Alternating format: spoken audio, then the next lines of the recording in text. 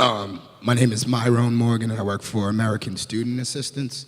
Can you just talk a little bit about the relationship with Senator Warren's office and how impactful that has been?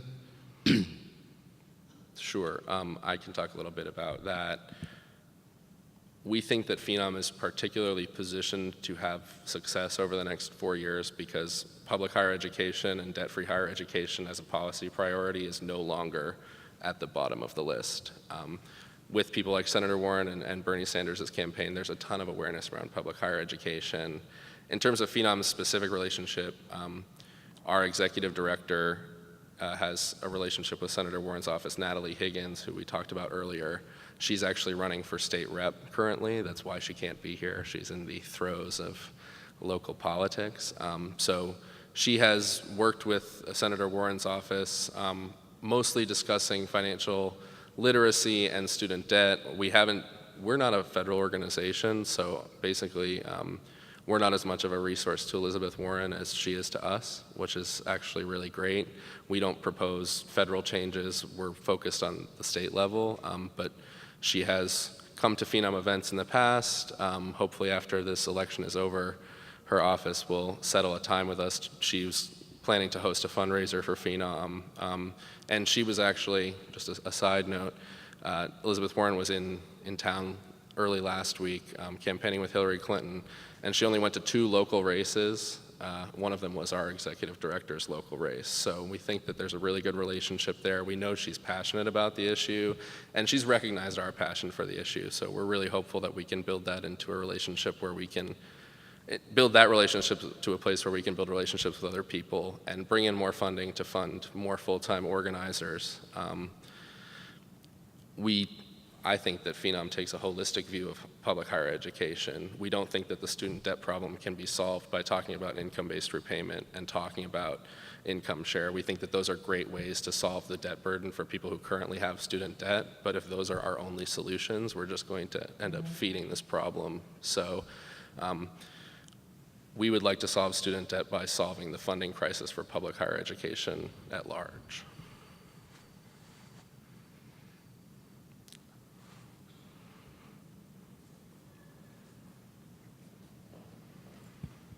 So we know one of the reasons why many students don't complete their degree is because of finances and particularly because of some of the recent changes that have been made to lifetime limits for Pell, and then we have the 150% limit on subsidized Stafford. Some of those issues just make it more challenging for students to persist and complete their degree if their finances aren't in order. And oftentimes those issues are happening because students have these grand plans of starting at a community college and then transferring and completing their degree. And if they're not starting that process with a very clear plan and understanding some of those articulation agreements and the credits that are required and whether or not they will transfer to that 4-year institution, if they're not getting the necessary help that they need in order to plan that clear pathway, they find themselves into trouble. Are you doing any work to help to maybe streamline, or not streamline, but standardize some of those articulation agreements? Because it's interesting how they vary from community college to community college and from state institution to state institution. You'd think within the state system, we would be a little bit more consistent across the board. So if you start at any community college, you should be able to transfer those same credits to that 4-year public institution. So I'm just curious to know if that's on your radar, if they're doing any work around that. Coordination is certainly on our radar. I think you've hit on one it's one part of a much larger coordination issue where basically none of the community colleges in the 3 groups, there's the UMass system, the state universities and colleges and the community colleges, and no one's talking to each other. We have a Department of Higher Education that isn't really coordinating people. If you go to the State Department of Higher Education website, it's not a central resource where you can find the information that you're talking about for all of the schools. That one of our goals is to better coordinate and work with the Department of Higher Education and people, faculty, staff, and student resources on all the campuses to have some sort of coordination. I think getting getting down to the point where there's a standardized kind of planning and advisory system for students we have to at least get everyone in the same room first. So I think we face as Phenom a lot of challenges because our goal is to bring together students, faculty, staff, alumni, families in terms of the stakeholders on the individual campuses, and then bring all of those stakeholders from those campuses together on a statewide level to try and streamline our system. And I really don't want to, I mean, this is a dry conversation already, but if I started getting into, which trustees manage which universities and which universities have trustee boards and which ones have advisory councils through commissions through the governor's office, it would get a lot drier. So at the end of the day, that we would like to see that. We don't really have the organizational power or authority to say, Commissioner of Higher Ed, we need to do this. Our goal is to get to the point where we could propose legislation like that, but even if we were to propose legislation like that, and even if it passed, then the process of getting buy-in from all of the different stakeholders in the administrative and bureaucratic level and all the campuses is another challenge entirely. Ideally, we would love to see the student borrowing system standardized across all colleges and universities, and have advisory system, at least financial advisory systems that are universal and easily accessible to students. I think the problem now isn't people. We've recognized, organizations and institutions have recognized that this is a huge issue for 10 or 15 years now. There's a lot of programs in place. There's a lot of programs in place at UMass, but the problem is that they're not accessible to students. Students don't really understand why they need to go to them. I think a lot of the problem with the student debt crisis is that we are asking for a lot of financial knowledge from people who have very limited financial experience in gaining financial knowledge, and I don't know that even the best universal literacy program could solve that. I think we're asking a lot of people who don't have a lot of experience, and I think no matter what we do, we will continue to ask a lot of people who don't know about finances. So ideally, streamlining the system before it even gets to, I have to make X plan for 2 years and then know exactly what I'm going to be borrowing for these 2 years. I mean, I think if that's the system and that remains the system, there's always going to be people falling through the cracks. So we'd like to see more of it. Our goal when we get in the rooms, and if we have every stakeholder in the room, is to advocate for something like that. It's a long way away.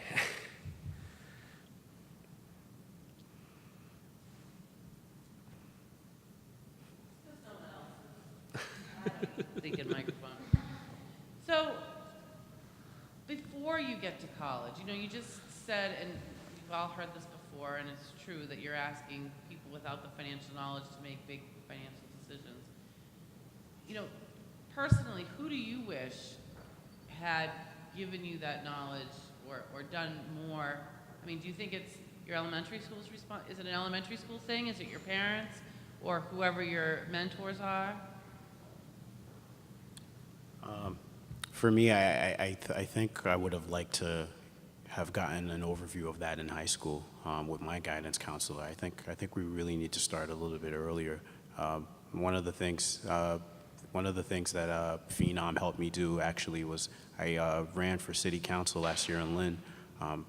The experience in Phenom really helped me do that. And one of the things you realize talking to a lot of the high schoolers and people in the communities is how limited information they have and how a lot of the parents don't have that information either. And I'm thinking if we're funding schools to be the springboard to life and to help them achieve something, I would have liked to have gotten that information in high school and really would have liked to have been prepared before signing all those papers. And I think there's a lot of bad incentives at the high school level. I know my guidance counselors were a lot more focused on placement and what their yields were going to be rather than if I place someone here, are they going to make it? And I don't necessarily think that's because I had nefarious guidance counselors. I think it's because their jobs are dependent on having as many students as possible placed into universities, because at some point that could affect funding in some way, and at the very least it affects their job and the school's reputation, and if they go to accreditation, it's going to affect that process. So I think we need to have I think we shouldn't be measuring guidance counselors on how many students they're placing in programs. I think we should, and honestly, my guidance counselor didn't do a lot of financial advising with me. I don't think she's trained really to do that. So certainly I would agree. I'd like to see it done in the high schools. Maybe guidance counselors should all, if this is the system we're sending people into, the guidance counselor should have some sort of financial training as well to say, if you go here, this is how much debt you will leave with on average. And I would have appreciated that, certainly. And I'm a bad example. I had a close family member who worked in education financing. So, and I'm a third-generation college student. So I had tons of family resources to help me with my borrowing experience and to know exactly what I was going to get into and what's the difference between a Stafford and what's a Parent Plus loan. I had all of that when I was 15. And if I made choices knowing all of that information. I went to public university. I took out $28,000 in debt knowing that I had all of these resources behind me. And even with all those resources, all of them said, this is your best option. Your best option is take out $30,000 in debt instead of taking out $100,000 in debt. So at some point, every person's going to be in a situation where even with the best financial advising and the most experience and the best resources, you're still going to be asked to take on a huge debt burden. And luckily, I did well. I can afford my debt payments. My debt payments are manageable. I am exactly average. 50% of people are in a better situation than me. 50% of people are in a much worse situation than I am.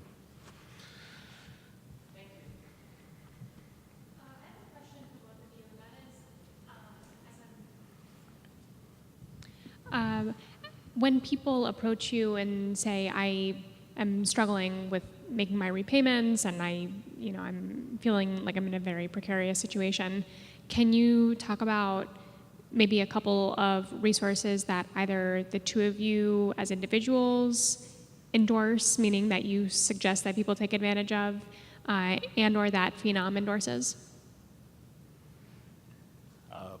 Well, just speaking for me, I off the top of my head don't have any. Unfortunately, the only thing that I was able to do was able to just sit down, get a hold of all my loans, and just try to get a handle on them. But for me, I think that's something that I should probably find out more and be able to suggest.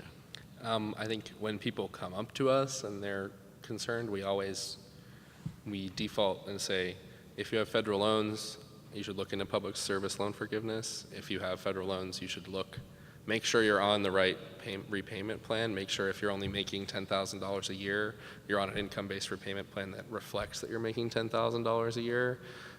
But I think one of the issues with Phenom is that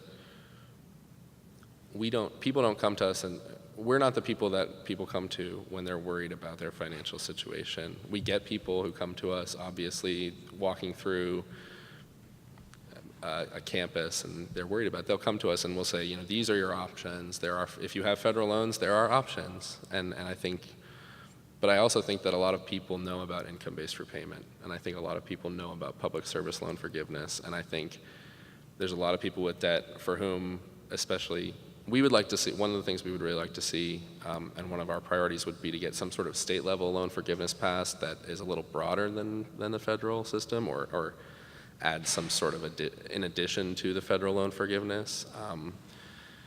One of the real issues we face, and I think that's why this conference is happening, is a lot of our priorities are designed for people who will be borrowing in the future, not for people who are borrowing now.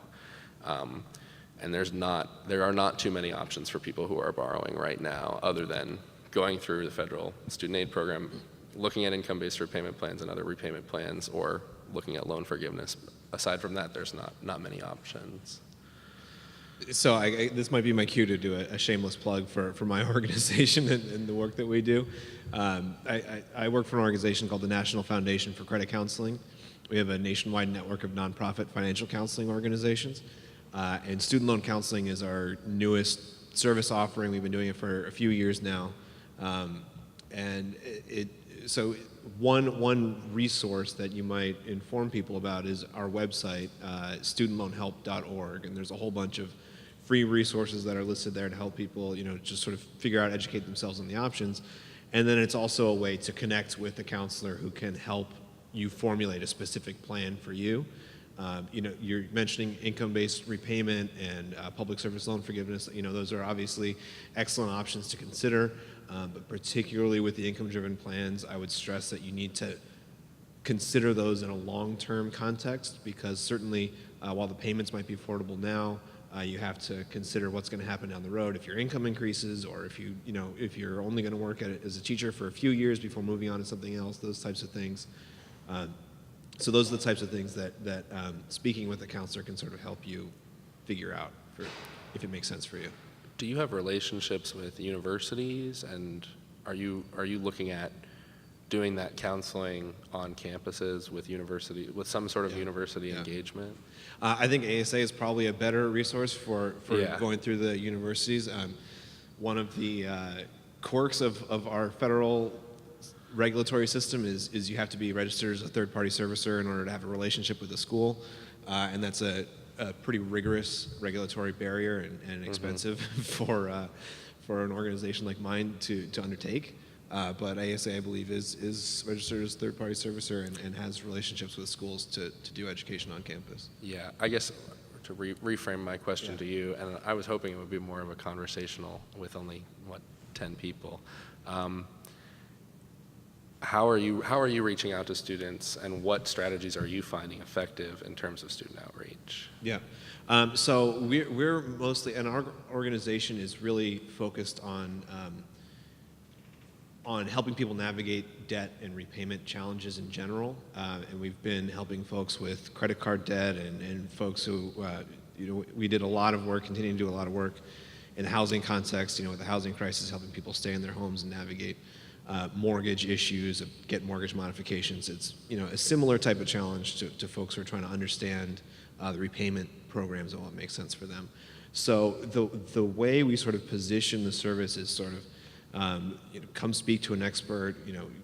We do financial education, budgeting assistance, and then develop a specific action plan for you. So a lot of the way that we reach out to individuals is, standard, marketing, social media marketing, search engine optimization, just trying to leverage our limited, communications and marketing budget to reach as many people as we can. In other contexts where we have more mature products and services, we're like, for example, on your credit card statement, you'll see if you want to talk to a nonprofit credit counselor, here's an 800 number you can call, and that'll connect you to one of our agencies. Or in the mortgage context, mortgage servicers often refer, or HUD or the CFPB will refer folks to speak with one of our member agencies. And we're still, trying to get better, more fully integrated into the student loan landscape. Thank you.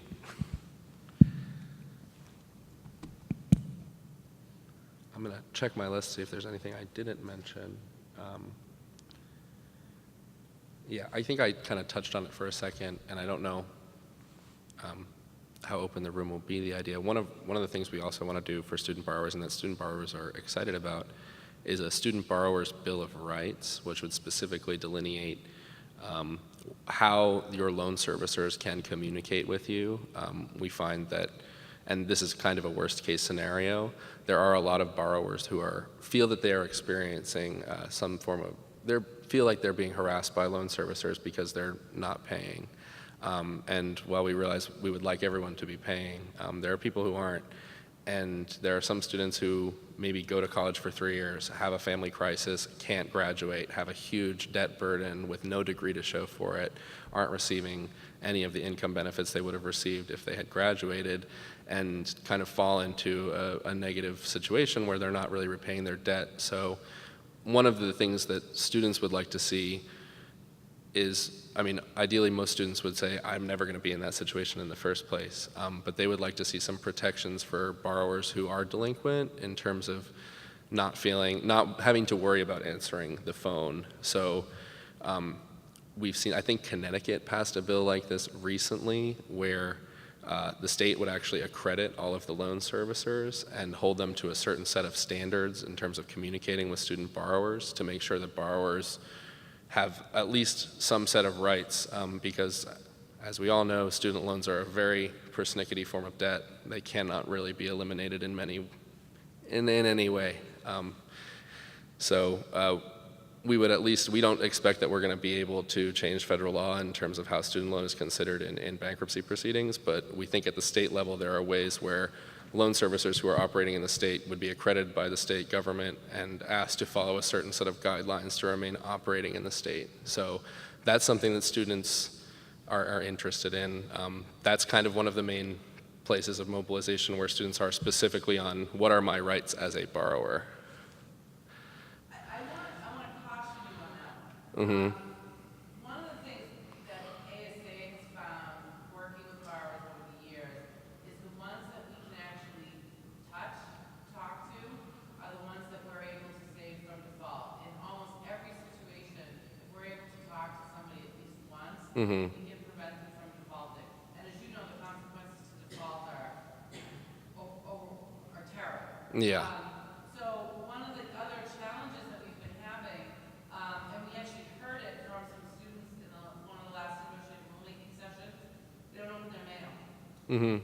So I just want you to be careful when you're trying to put a framework around, you say people are afraid to answer the phone, and I get that. There's a lot of embarrassment and feelings of being overwhelmed, especially if your debt is unaffordable. But that's why these people are calling, is to try to, thankfully, we're in a position where we have a lot of options is to help borrowers that are struggling with their debt, and we want to get them on the phone. So I just want you to be real.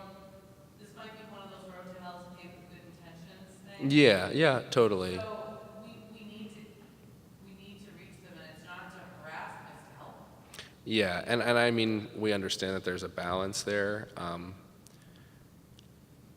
I think that when we talk to a lot of students, they feel like, especially students who are worried about paying back their debt, they feel like they're in a situation where they are powerless and they have no understanding of what their rights are in the situation. I think it's an idea. I think we'd probably look at the Connecticut bill and then talk to a lot of people in the State House about, what are ways that we can do this without restricting access to assistance, because I don't think that would ever be the goal. And again, I'm not well versed in this because I'm not experiencing it. So that's just something that Natalie has worked on a lot. She would be the expert. Sadly, she's not here. I mean, it's sort of like, I get it, and I understand how they're feeling, but if you think about it, they're afraid of the very thing that can destroy them. Yeah. So it's like being afraid of a shot. You have to get a shot, but if you get the shot, you're going to be in a much better position. I think that in probably 90% of situations, the student or the borrower should probably be engaging with someone about solving the issue. I think that we just,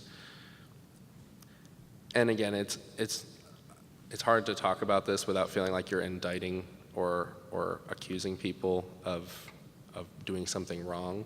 I think a lot of students have a feeling that some of the practices, and not that it's predatory lending in the sense of, mortgage sellers are going out to people who can't afford loans and asking them to overborrow. A lot of students are leaving with debt loads that make them feel like they did not get a fair shake in the situation.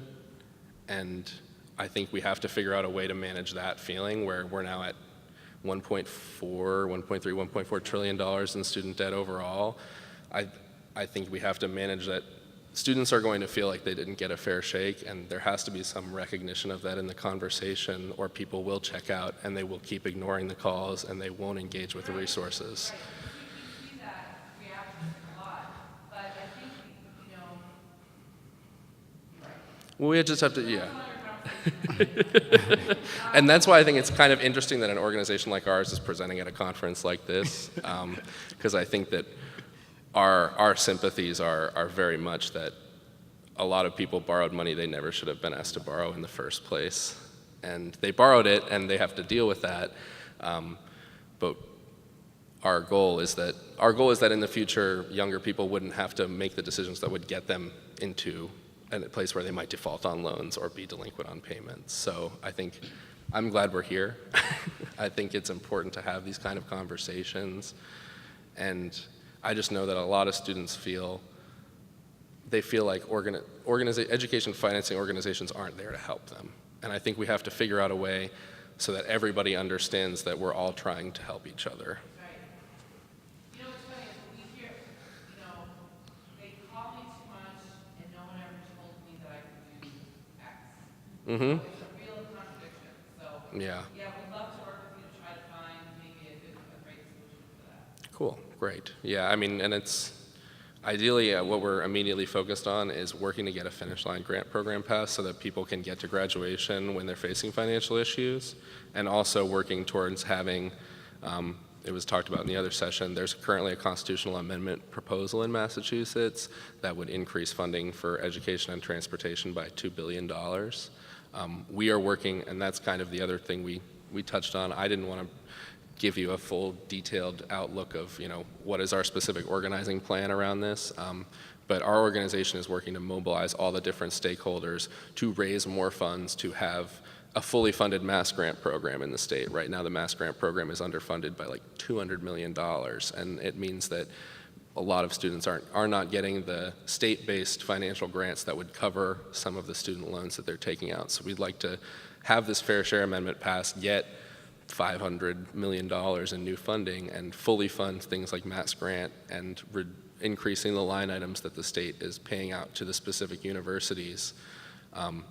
So we're definitely very focused on future students and current students, but we do need to have these conversations about people who have already borrowed money.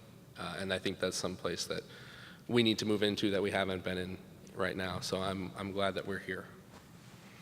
I think you and the red tie had a question. Yeah, I was just going to ask, from your opinion, from talking with students, what is the best way that they'd like to be communicated with? If it's not by the phone conversation, that's a little annoying to them. Is there a better way that you found or that they've said to you would be the best way to communicate? I haven't gotten any specific complaints about that, about how they would like to be communicated to.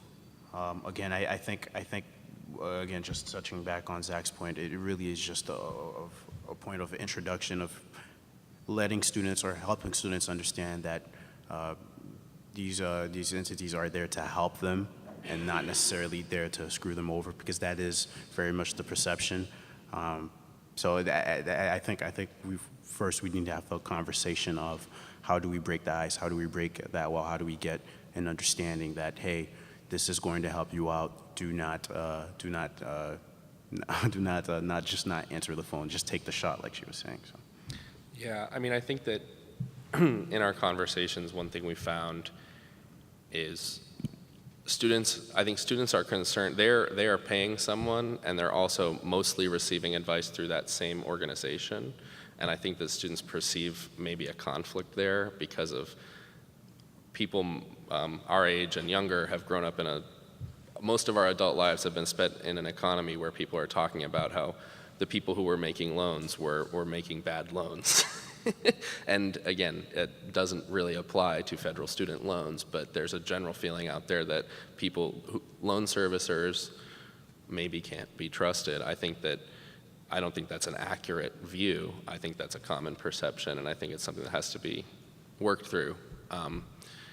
I think the best way to do that, honestly, at least the best way I've found, is that if you have a student talking to another student or a recent alum talking to a current student, I personally think the best way that you're going to get accurate information out there is if the place that information is coming from is a trusted source. So I'm not sure that's going to be different again for everyone, but I think finding ways to mobilize maybe recent alums to go to campuses to have one-on-one sessions with current students and say, these are the challenges I've faced in the 2 years since I've left the university.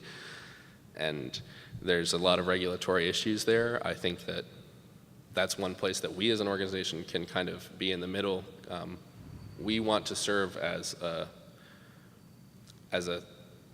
throughput so that people who maybe say your organization can't have a direct relationship with the university, we would like to be able to say, well, here's a great resource, and we can have a direct relationship with the university. So figuring out ways so that this information is coming from a more trusted source, not coming from kind of an unidentified organization in the mail and you never open that piece of mail, or coming from an unlisted number on your phone who's simultaneously saying, here are your options, but also we really would like you to pay us money.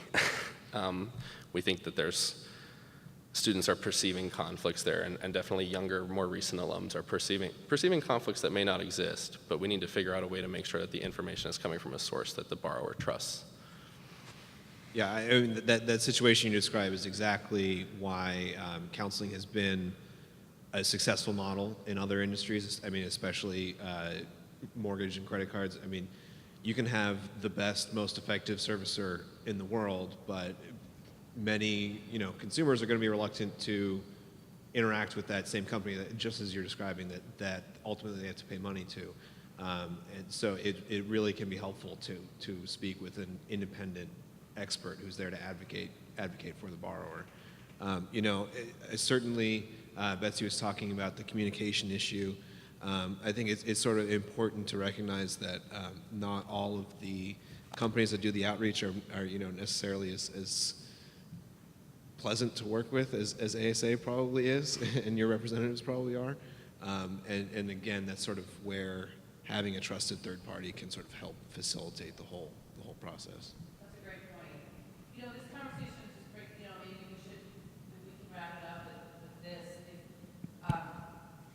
Speaking of trusted sources, one of the frustrations and heartbreaks really that we see, especially recently, are borrowers that are afraid or don't trust their actual loan servicers. They're paying money to debt relief companies that they don't need to pay for either a document processing service, so things they can get for free, or worse, where they think they're on a payment plan and they're not. I had a woman email me very recently who had been paying her loan for 15 years. She owed $5,000 left. She signed up with one of these debt relief companies. They changed the address and phone number in her account. She was paying $49 a month for 2 years. Next thing she knew, the loan had been in default for a year. Not a penny had been received on it. She now owed $10,000. Yeah. The company filed for bankruptcy. So, I would implore you to make sure that you do what you can to communicate the fact that even if they don't trust their loan holder, there's other free resources out there, and there's never a reason to pay for help with your student loans. And that's something that we would like to become. We'd like to become a clearinghouse where people can come and say, I'm not sure what's going on. Can you direct us to a source that is trustworthy and will provide good advice for free? We would like to be a place where people come and find that information. The state is not doing that in Massachusetts. The state is not. The universities are doing that at some level. It's usually pretty fragmented. There is not a statewide source where you can go and really find that information. So we are Yeah.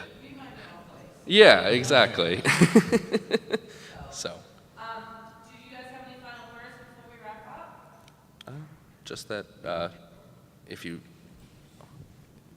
hear about what Phenom's doing, or if you've been interested in this conversation, you can find us on our website. It's phenomonline.org. You could come and talk to us after we're done here. We'd like to build relationships. We've done a lot of student organizing, rolling back tuition and fees, talking about future borrowers. We don't do as much talking about people who have already borrowed. So if you have any resources or ways that you think we could help you to get trusted sources out to students who want this information but aren't looking for it or can't find it, we'd like to be a resource. So if you have anything, feel free to come up to us after. Thank you for having us.